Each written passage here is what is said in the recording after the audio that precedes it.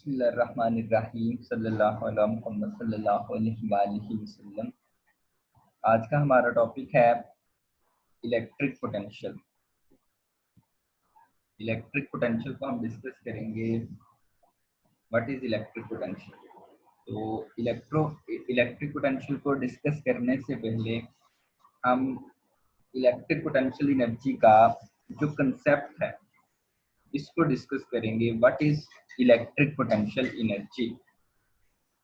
अब देखें, electric potential energy को डिफाइन करने के लिए हमने क्या किया, दो अपोजिटली चार्ज पैरेलल प्लेट्स को कंसीडर किया। जो अपर प्लेट बी है इसके ऊपर पॉजिटिव चार्ज है और जो लोअर प्लेट ए है इसके ऊपर नेगेटिव चार्ज है। और इलेक्ट्रिक फील्ड हमें पता है, इलेक्ट्रिक फील्ड की जो डायरेक्शन है वो पॉजिटिव से नेगेटिव की तरफ है। अब इन प्लेट्स के दरमियान में एक पॉजिटिव टेस्ट चार्ज पड़ा हुआ है। दोनों प्लेट्स के दरमियान में एक पॉजिटिव टेस्ट चार्ज पड़ा हुआ है। अब हमें पता है पॉजिटिव प्लेट इसको क्या करेगी, रिपेल करेगी, और नेगेटिव प्लेट इसको अट्रैक्ट करेगी। और इसके ऊपर जो फोर्स लगेगी उस फोर्स की वैल्यू होगी F is equal to F electric is equal to F electric is equal to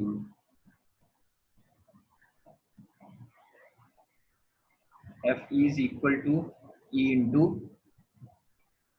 into Q not. और जब इसके ऊपर फोर्स लगेगी तो ये क्या करेगा, फील्ड लाइंस की डायरेक्शन में, जिस तरफ फील्ड लाइंस आ रही हैं उस डायरेक्शन में मूव करना शुरू कर देगा। मतलब प्लेट बी से प्लेट ए की तरफ मूव करना शुरू कर देगा। और हमें फिर ये भी पता है कि जब कोई बॉडी मूव करती है तो वो क्या करती है, काइनेटिक एनर्जी गेन करती है। अब यहाँ से हमें एक पॉइंट समझ आया कि जब ये चार्ज पार्टिकल फील्ड लाइंस की डायरेक्शन में मूव करेगा तो ये क्या करेगा, काइनेटिक एनर्जी गेन करेगा।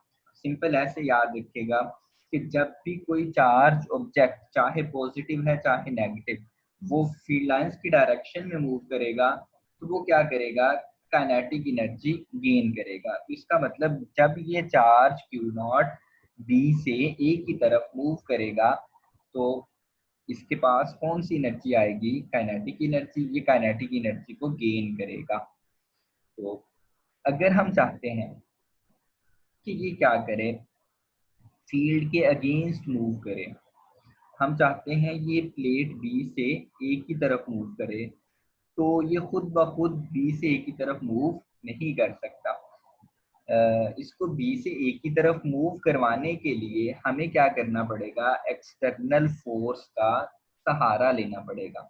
इसके ऊपर बाहर से फोर्स लगा के हम क्या कर सकते हैं, इसको ए से बी की तरफ मूव करवा सकते हैं। तो इसको ए से बी की तरफ मूव करवाने के लिए मैंने क्या किया, बाहर से इसके ऊपर एक्सटर्नल फोर्स F अप्लाई की। जब मैंने इसके ऊपर एक्सटर्नल फोर्स F अप्लाई की तो ये क्या करता है, ए से बी की तरफ मूव करना शुरू कर देता है।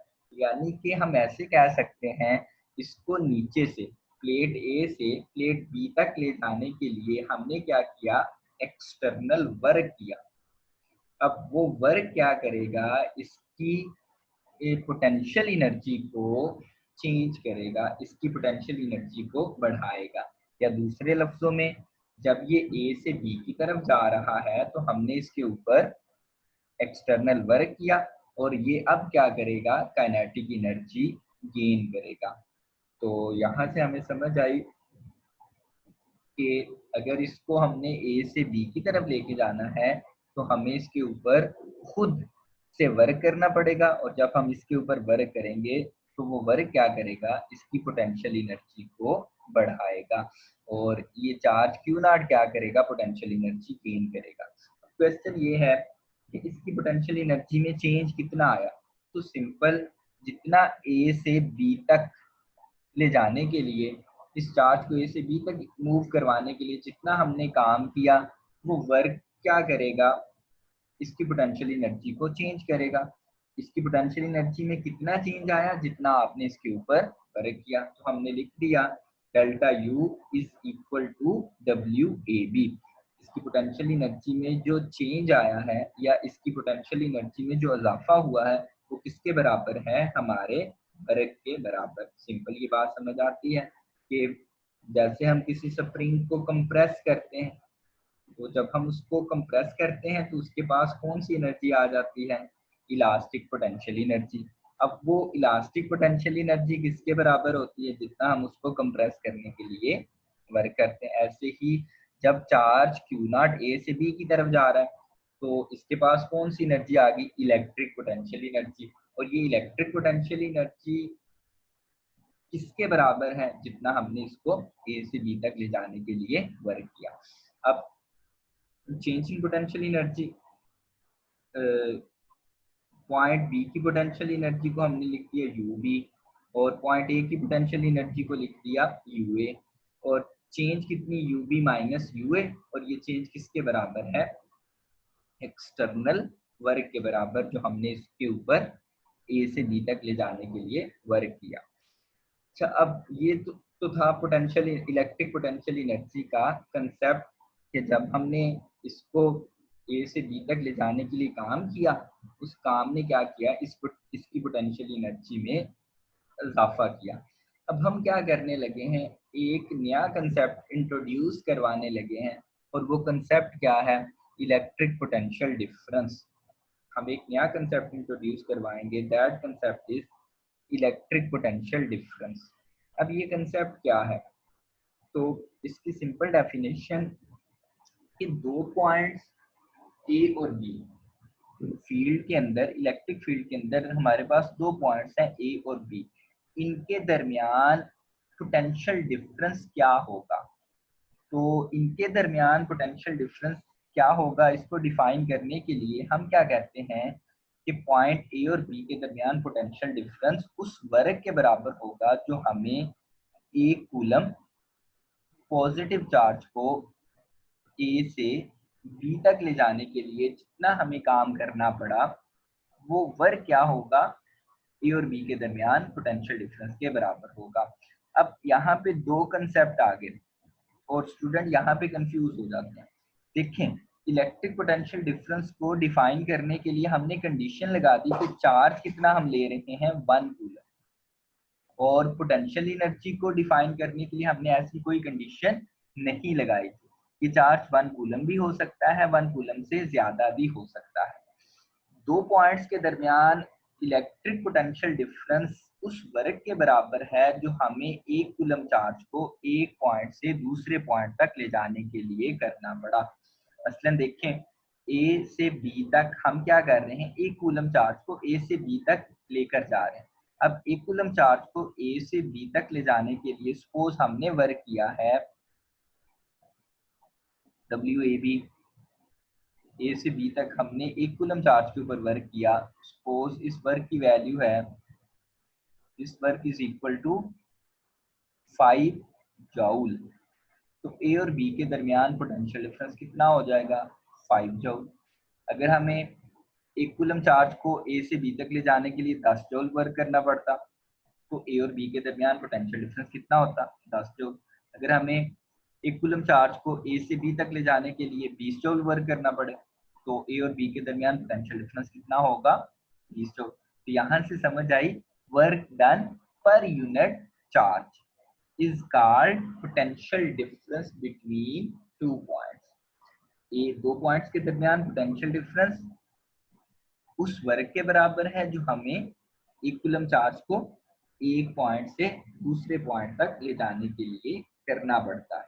तो इसकी डेफिनेशन बन गई, the potential difference between two points is equal to work done in carrying a unit positive charge from one point to another while charge in equilibrium.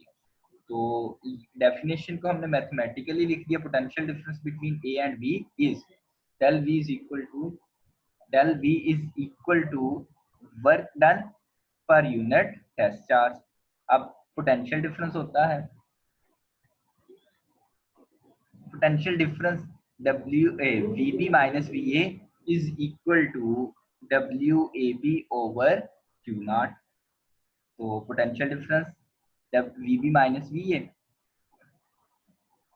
Over VB minus VA is equal to WAB over Q0। Potential energy को U से show करते हैं और potential difference को potential energy को U से और potential difference को हम डेल्टा V से शो करते हैं। अब देखें WAB किसके बराबर है, WAB किसके बराबर है, डेल्टा U के बराबर।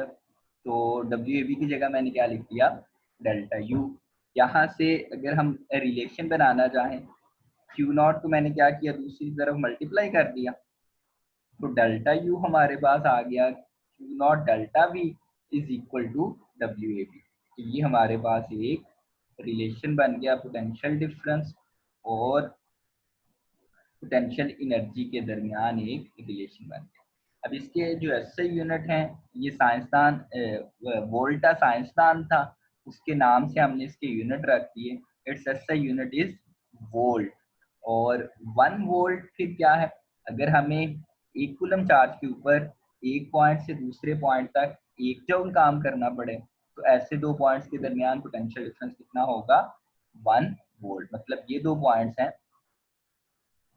ए और बी। अब अगर हमें एक कूलम ए से ए पे एक कूलम चार्ज है, एक कूलम चार्ज को ए से बी तक ले जाने के लिए अगर हमें क्या करना पड़े, 1 जूल काम करना पड़े, तो ए और बी के दरमियान पोटेंशियल डिफरेंस कितना होगा, 1 वोल्ट। यानी कि 1 volt is equal to 1 joule over 1 coulomb. अब ये क्वांटिटी कौन सी है, it is a scalar quantity. ये स्केलर क्यों है, क्योंकि देखें यहाँ पे हम क्या कर रहे हैं, दो स्केलर्स को डिवाइड कर रहे हैं, वर्क भी स्केलर है और चार्ज भी स्केलर है। अब जब दो स्केलर डिवाइड होंगे तो आंसर हमारे पास क्या आएगा, एक स्केलर क्वांटिटी आएगा। ये हमने डिफाइन किया था पोटेंशियल डिफरेंस को। मैं क्या करना चाहता हूँ, अब पॉइंट बी, सिर्फ पॉइंट बी के पोटेंशियल को डिफाइन करना चाहता हूँ। या ऐसे समझ लें, मैं चाहता हूँ मेरे पास क्या हो जाए, सिर्फ पॉइंट बी का ये पोटेंशियल बच जाए। यानी कि मैं चाहता हूँ मेरे पास सारा का सारा क्या हो, VB बच जाए। तो फिर मुझे VA को क्या करना पड़ेगा, अगर मैं चाहता हूँ मेरे पास सारा का सारा VB बचे, तो मुझे VA को क्या करना पड़ेगा, 0 पुट करना पड़ेगा। अब पॉइंट A का पोटेंशियल 0 कहाँ पे होगा, फील्ड से बाहर। जब जहाँ पे फील्ड नहीं होगी वहां पे पोटेंशियल नहीं होगा, और फील्ड से बाहर जो पॉइंट है उसको हम कहते हैं, that point is called infinity. तो फिर इसका मतलब है कि अब डेफिनेशन पॉइंट बी के पोटेंशियल को डिफाइन करने के लिए हमने क्या किया, पॉइंट ए को कहाँ पे कंसीडर किया, इंफिनिटी पे।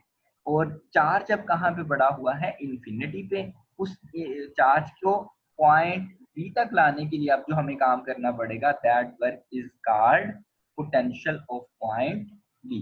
तो देखें इसको हमने ऐसे डिफाइन किया, we want to define potential of point B, for that इस पर्पस के लिए हमने क्या किया, we consider point A is at infinity and its potential is 0। तो अब हम वर्क कहाँ से कर रहे हैं, इंफिनिटी से किस पॉइंट तक, पॉइंट बी तक, जिसके पोटेंशियल को हम डिफाइन कर रहे हैं। अब इंफिनिटी से पॉइंट बी तक हमें जो काम करना पड़ेगा वो वर्क क्या कहलाएगा, पोटेंशियल ऑफ पॉइंट बी। और अगर हम इन जनरल लिखना चाहें, V is equal to W over Q0। और इसकी डेफिनेशन क्या बन जाएगी, work done in carrying a unit positive charge from infinity to that point is called electric potential of that point। तो ये हमारा टॉपिक भी अल्लाह के फजल से कंप्लीट हो गया। इंशाल्लाह बाकी हम बाद में देखेंगे।